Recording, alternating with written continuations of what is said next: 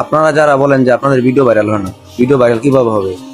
ঘরে বসে থাকলে তাদের ভিডিও ভাইরাল হবে না, আপনাদের ঘুরতে হবে, যেখানে সুন্দর জায়গা ওখানে যেতে হবে। যে আমি এখন আছি বর্তমান নলচর, নলচরের ভিউ অনেকই সুন্দর, আপনারা জানেন।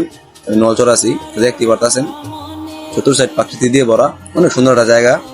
আমি প্রায় সময় যাই এখানে।